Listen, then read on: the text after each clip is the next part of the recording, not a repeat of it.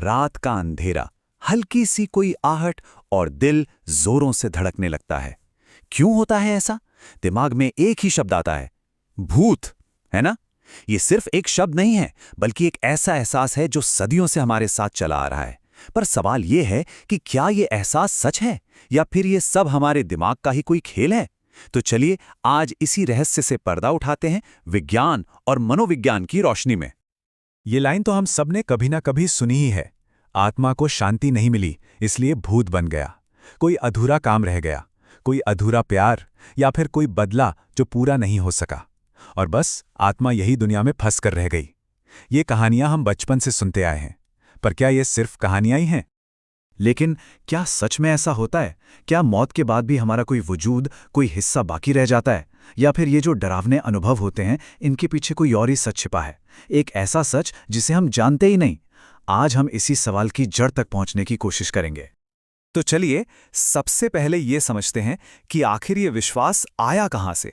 मतलब ये ख्याल कि आत्माएं भी हमारी ही तरह इस दुनिया में फंस सकती हैं, इसकी शुरुआत कहाँ से हुई?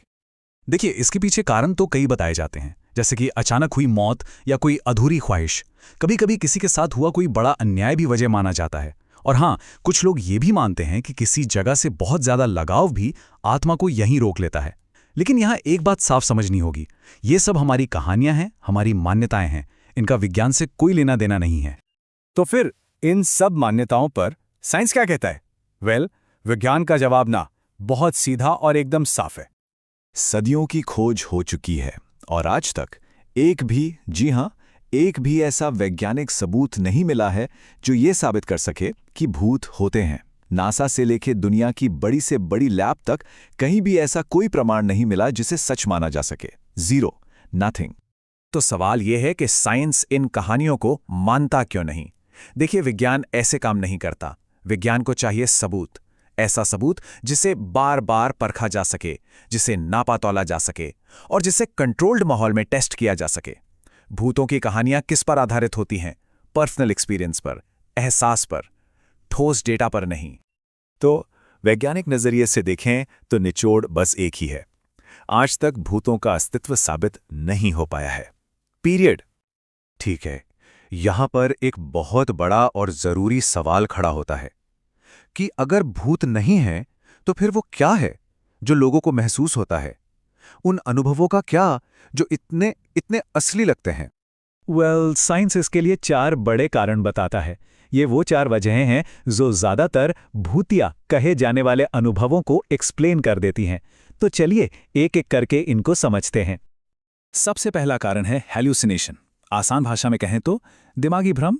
होता क्या है कि बहुत ज़्यादा डर, तनाव या फिर नींद पूरी ना होने की वजह से हमारे दिमाग कभी-कभी खुद ही ऐसी तस्वीरें या आवाज़ें बना लेता है जो असल में हैं ही नहीं। ये बिल्कुल वैसा ही है जैसे हम अंधेरे में किसी रस्सी को देखकर अचानक सांप समझ बैठते हैं। दूसरा और शायद सबसे आम कारण है स्लीप पैरालिसिस। ये एक बहुत ही अजीब सी हालत होती है जिसमें हमारा दिमाग तो जाग जाता है पर शरीर अभी भी नींद में ही होता है।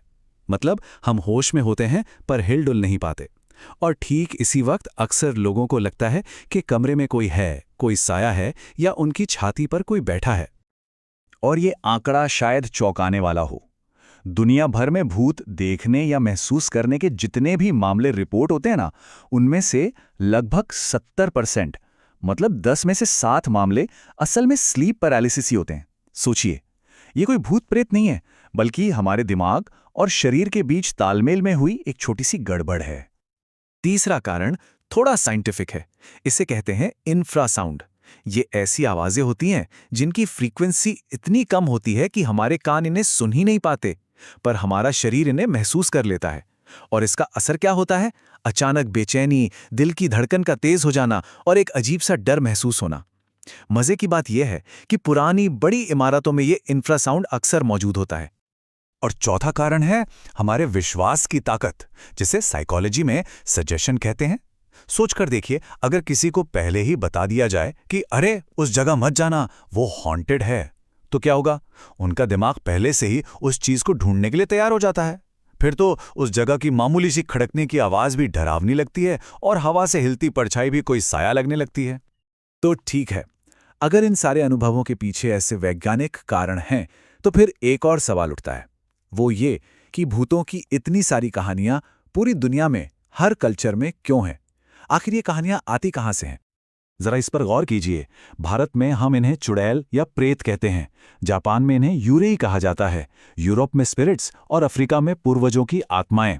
नाम देखिए कितने अलग अलग हैं, लेकिन जो कॉन्सेप्ट है, जो कहानी है, वो लगभग एक जैसी ही है। ये बात ये दिखाती है कि ये डर किसी एक देश या संस्कृति का नहीं, बल्कि हम सबकी, पूरी इंसानियत की कहानी का हिस्सा है। चलिए अब एक बहुत ही फेमस केस स्टडी की बात करते हैं, द एमिटिविल हॉरर। एक जमाने में इसे मॉडर्न हिस्ट्री की सबसे खौफनाक और सच्ची भूतिया कहानियों में से एक माना जाता था। शायद इसके बारे में सुना भी हो। लेकिन सच क्या निकला?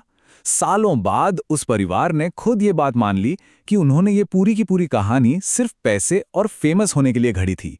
ये एक बहुत बड़ा उदाहरण है जो बताता है कि कई बार ऐसी डरावनी कहानियां सिर्फ लोगों का ध्यान खींचने के लिए भी बनाई जाती हैं। तो अब हम अपनी इस पड़ताल के आखिर में पहुंच रहे हैं। हमने विज्ञान की बात की, मनोविज्ञान को समझा और कहानियों की जड़ों को भी देखा। तो इन सब के बाद डर का असली सच है क्या? यहां पर 3 बातें बिल्कुल साफ हो जाती हैं। पहली, वैज्ञानिक सच्चाई कि भूतों के होने का कोई सबूत नहीं है। दूसरी, मनोवैज्ञानिक सच्चाई कि ज्यादातर अनुभव हमारे दिमाग के ही बनाए हुए भ्रम हैं। और तीसरी, सांस्कृतिक सच्चाई कि ये कहानियां हमारे समाज के, हमारे साझे डर से जन्म लेती हैं और फिर पीढ़ी दर पीढ़ी चलती रहती हैं। इसका मतलब क्या हुआ? मतलब ये कि सबसे अहम बात ये है कि डर कहीं बाहर नहीं है। डर हमारे दिमाग के अंदर है। जिसे हम महसूस करते हैं वो किसी बाहरी ताकत का असर नहीं, बल्कि हमारे अपने मन की उपज है। तो ये सवाल हमें सोचने पर मजबूर करता है कि अगर असली दानव या मॉन्स्टर हमारे कमरे में नहीं है, तो फिर वो है कहाँ? और इसका जवाब इस आखिरी बात में छिपा है कि असल में हम में से कोई भी अंधेरे से नहीं डरता। हम डरते हैं उस चीज से जिसकी कल्पना हमारा दिमाग उस अंधेरे में करता है। असली डर बाहर नहीं, हमारी अपनी सोच में है।